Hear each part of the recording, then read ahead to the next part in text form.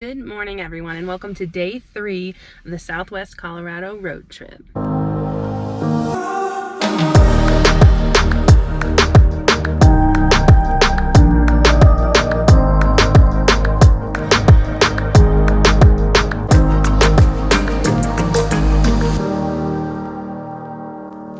Be sure to hit the subscribe button if you haven't already. It's free and an easy way to support me on my big adventure. Today I'm headed to Canyons of the Ancient.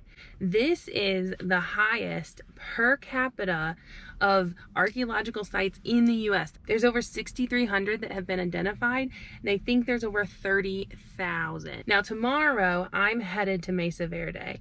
It's a Saturday, so it's going to be very busy. There's also going to be a lot of restrictions because of the coronavirus, which is fair. Canyons of the Ancient is a public land, but it has Hovenweep National Monument. It also has multiple pueblos, which I'm excited to go into because at Mesa Verde, I'm not going to be able to go into any of the cave dwellings.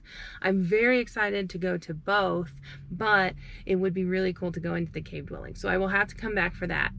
It's huge, 176,000 acres. So I made a list. I'm headed first to Lowry Pueblo and then painted Hand Pueblo. Then I'm going to drive over to Hovenweep, which is the national monument. I'm very excited to see that. And then before stopping back at town, I'm going to go to Canyon Pueblo. I have a gallon of water in the trunk and I have snacks. So I'm headed out of town. I will be back in time for dinner. It looks so much like the Southwest out here, especially with Mesa Verde in the distance. I'm going to turn the camera around so that you can see it as we go.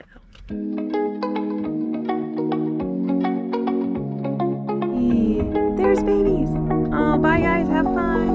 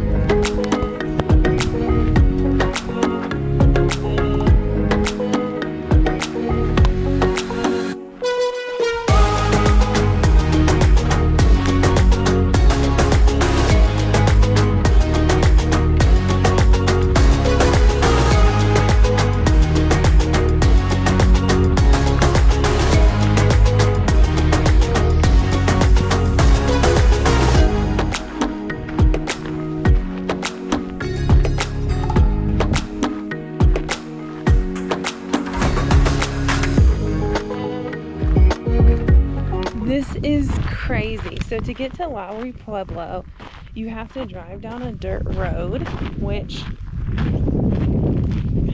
maybe knew was gonna happen. I didn't. But it was fine. And now there was one family here eating lunch, and I'm here by myself. So I'm the only one here at this place that's in ancient ruins. So I get to enjoy this as slow or as fast as I want to with no other people. How cool is that? 24 native tribes have connections with Canyons of the Ancient. So 24 different tribes have connections. This is just a walk around the Lowry Pueblo. They have this cover here to help protect the tallest bit.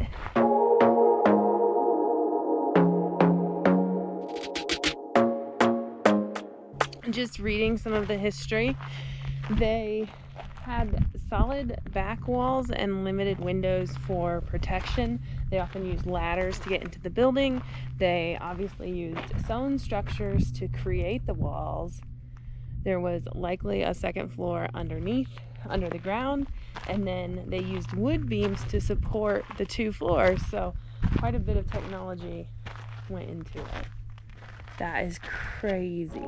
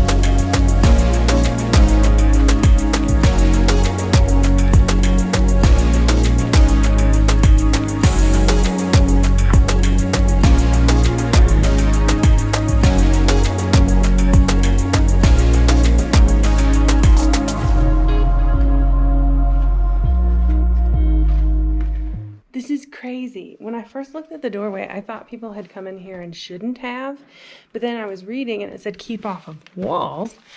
So I thought, well, if I just need to keep off the walls, maybe I can come in here and not cause any problems. But it's clear that you're supposed to be able to come inside. The fact that I'm able to come in here, especially by myself, and walk through these walls is almost incomprehensible. This is insane. So the building that I'm standing in is 1,000 years old, 1,000 years old. And they added a roof to protect it, which is awesome. But to think that the rocks were placed here and these wood structures were added for support.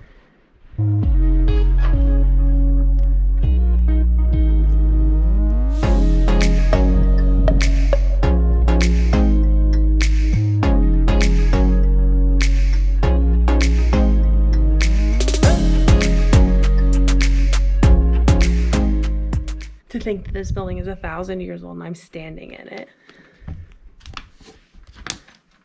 I just went down a dirt road in the middle of nowhere, Colorado, and I'm standing in a 1,000-year-old building by myself.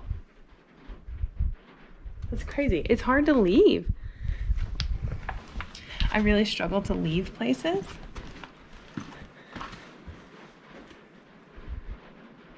This is definitely going to be a tough one to beat.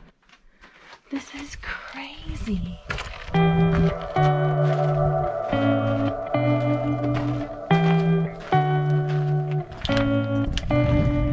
I'm not sure we'll be able to beat that today.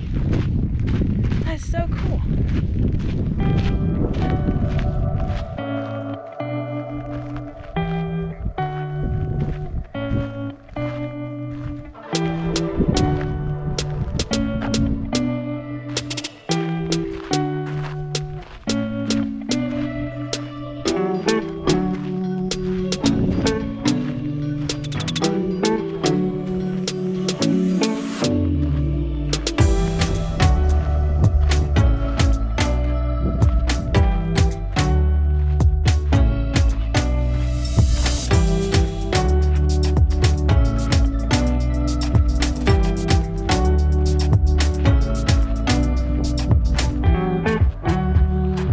Similar to two other buildings they found, one in Aztec, New Mexico, and the other in Chaco, New Mexico. It's used for community events.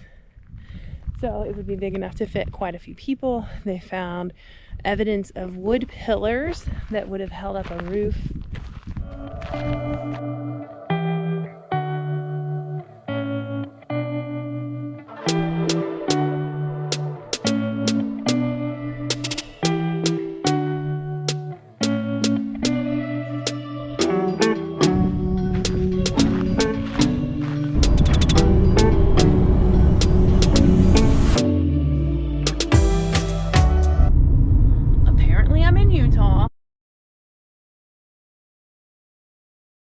I'm headed out of the Hovenweep Visitor Center on a 2-mile loop that goes over the entire canyon. So I'll be able to see all of the buildings that are here.